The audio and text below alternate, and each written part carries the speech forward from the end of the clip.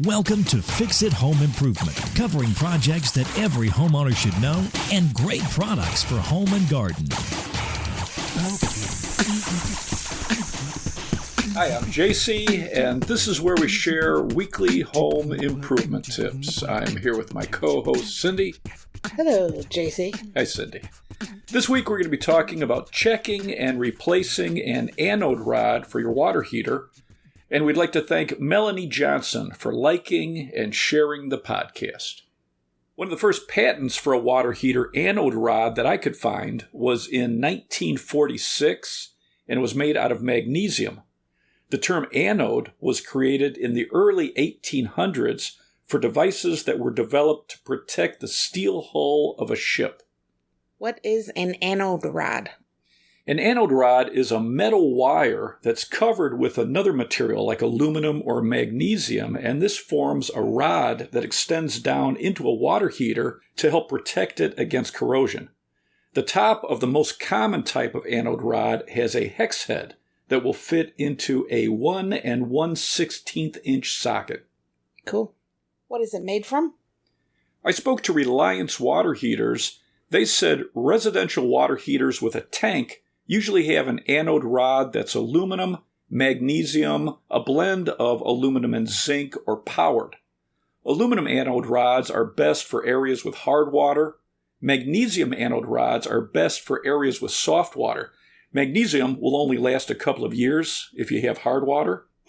And aluminum zinc anode rod is about 10% zinc to reduce the sulfur smell by preventing the growth of bacteria, especially if you have well water. Powered anode rods are plugged into an outlet and use an electric current to help protect the tank from corrosion. Interesting. How does an anode rod work to prevent corrosion? Reliance says corrosion can be defined as the destructive attack of a metal by an electrochemical reaction with its environment. The most common water heater with a tank has a steel tank with a glass-like porcelain enamel coating which is sprayed onto the inside surface of the tank. All tanks will have microscopic areas that aren't completely protected by the coating, or cracks can develop to expose the metal. Over time, the movement of hot water slowly dissolves that tank lining, which produces more pinholes in the coating, and that can cause the tank to corrode. The anode rod corrodes easier than the steel tank, producing an abundance of electrons which flow to the exposed steel and protects it from corroding. Very exciting. It's pretty wild. As long as you have an anode rod with enough material on it inside the tank, your tank is protected, extending its life.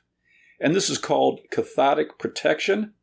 Cathodic protection is also used in fuel pipelines, storage tanks, oil platforms, ship hulls, and other applications to protect metal. Wonder how long it took them to figure this out. Yeah, really. Well, it's like the early 1800s. What else did they have to do? The Minnesota Department of Health says if you have well water, you can have water that smells like rotten eggs because of chemical reactions from soil and rocks or sulfur bacteria inside your water heater. The bacteria reacts with aluminum and magnesium anode rods to produce that sulfur smell. Replacing an aluminum or magnesium anode rod with an aluminum zinc anode rod or a powered anode rod will reduce or eliminate the odor problem. The zinc on an aluminum zinc anode rod reduces the amount of bacteria in the water, and so does a powered anode rod. Never remove the anode rod to try to get rid of smelly water. It will shorten the life of your water heater. Cool. How long does an anode rod last? 3 to 7 years is common, but it's going to depend on your water chemistry and the type of anode rod you have in your tank. So it's important to check it routinely. For example, if you have hard water and a magnesium anode rod, it might only last a couple of years. Some powered anode rods have a 20-year warranty. Wow. But they're more expensive. I saw prices from $150 to $170, where a standard anode rod is $20 to $50. How do you know the anode rod needs to be replaced? When you remove the anode rod to inspect it, if there's just a thin metal wire, it needs to be replaced. Most of these will start out a 1/2 inch to 3/4 of an inch in diameter.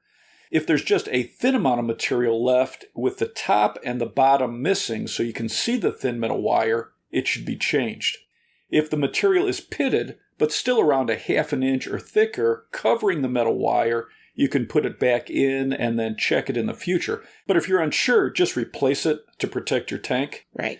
On the water heater I have, the manual recommends inspecting the anode rod after the first 6 months of use when you drain and flush the tank to remove sediment, then check it at least once a year or more often if you have a water softener. Okay.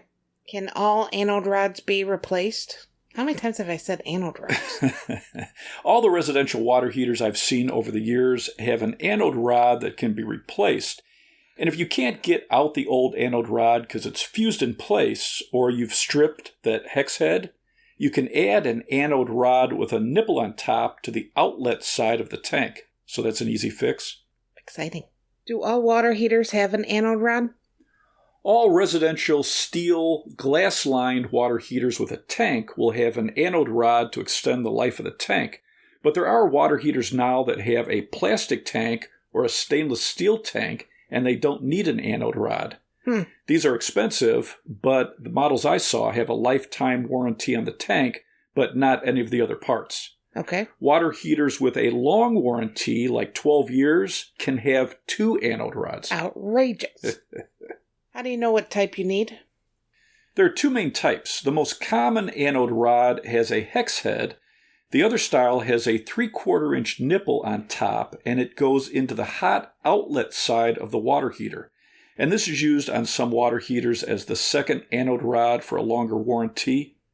This type is also a great replacement if you can't unscrew the hex head anode rod or it's stripped. If you don't see the hex head of an anode rod on the top of your water heater, check your manual to find out where it is. Some water heaters will have a round plastic cover over the anode rod that needs to be removed, and there's going to be insulation over the hex head. Okay.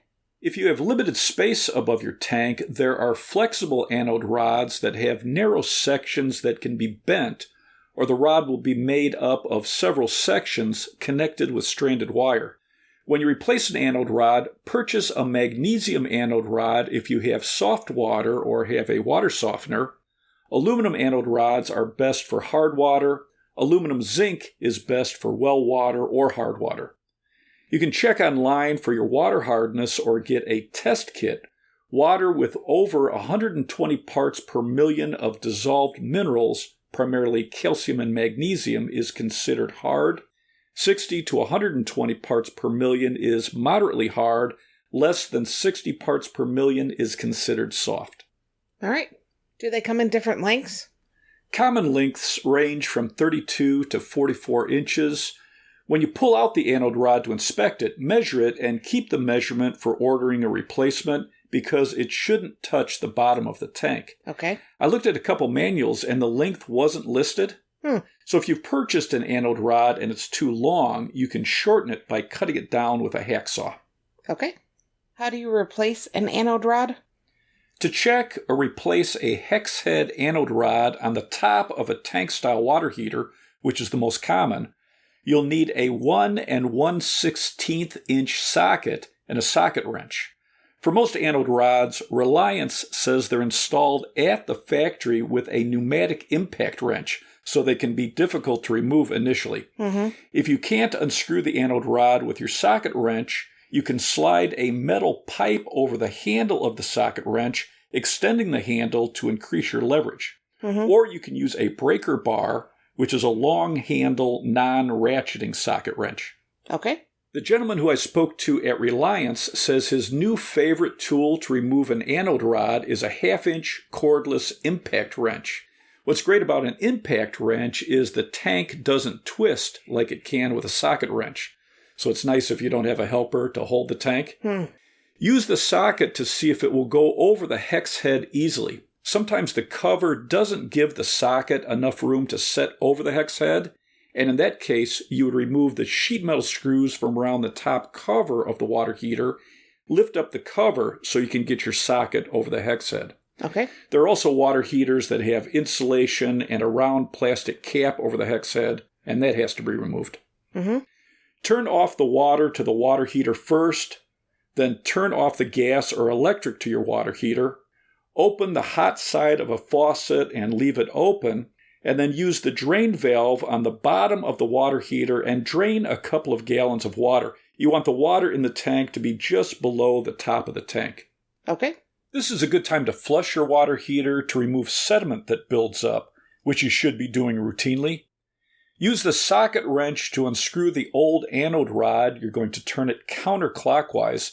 It's good to have a helper hold the tank to keep it from twisting when you first start putting pressure on the anode rod, because it can be difficult to remove the first time. Pull out the old anode rod and see its condition. If you're replacing the anode rod, wrap plumber's PTFE tape clockwise around the threads on the new anode rod, or use pipe thread compound and fill the threads. You're going to drop the new anode rod into the top of the tank and tighten it down with your socket wrench. Turn on the water to the water heater and wait until the water is flowing out of the hot side of the faucet that you left open. You want to make sure all the air is out of the tank, and then you can turn on the gas or electric to the water heater. Okay, easy enough. Yeah, so it's a pretty easy project and something that you should be doing to extend the life of your water heater. We just did it at my cousin's. Yeah, and her anode rod was down to just a metal wire. There was nothing left on it. Which you'll put pictures on Instagram this week. Yes. Very exciting. What tools do you need for this project? A 1 1/16 inch socket and a socket wrench, although you might need a metal pipe to extend the handle or a breaker bar, a garden hose or pail to drain a few gallons of water from the water heater, plumber's PTFE tape or pipe thread compound, and a new anode rod. Easy enough.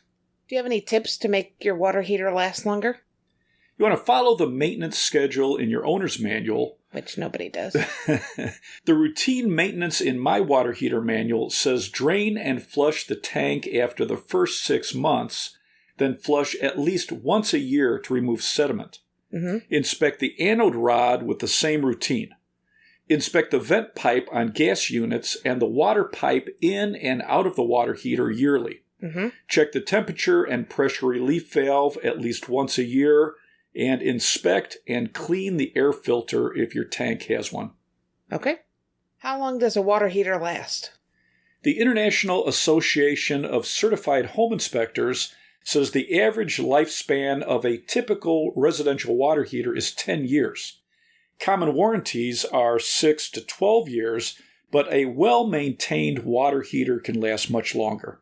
Are anode rods covered under a water heater's warranty? Anode rods are considered a consumable item, so they're not covered under a warranty.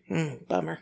What are some top-rated anode rod companies? I don't think you've spelled yet, so get it in. For a powered anode rod, Coro Protec, it's CORRO, capital PROTEC, Stoltco, STOLTCO, and A.O. Smith. It's capital A, capital O, space, capital SMITH. For non-powered anode rods, A.O. Smith, Reliance, RELIANCE, and Rheem, RHEEM. Do you have anything else to add? We'd like to thank Reliance for providing some information for this episode, and you can check out their website at reliancewaterheaters.com. Do all the routine maintenance in your owner's manual, and by replacing the anode rod when needed, you'll extend the life of your water heater. Let's wrap this up. You can subscribe to the podcast on your favorite podcast app. If you enjoyed it, please leave us a review. You can check out our home improvement videos on our YouTube channel, Fix It Home Improvement. And you can subscribe to that as well. You can download our ebooks, Home Improvement Solutions, What Every Homeowner Should Know, books 1 through 16 on Amazon. If you enjoyed it, please leave us a 5-star rating and review. You can email us at fixitpodcast@gmail.com. You can follow Cindy on Twitter @FixItCohost, and you can follow us on Instagram, Fix It Home Improvement. Thank you for listening. Talk to you next week.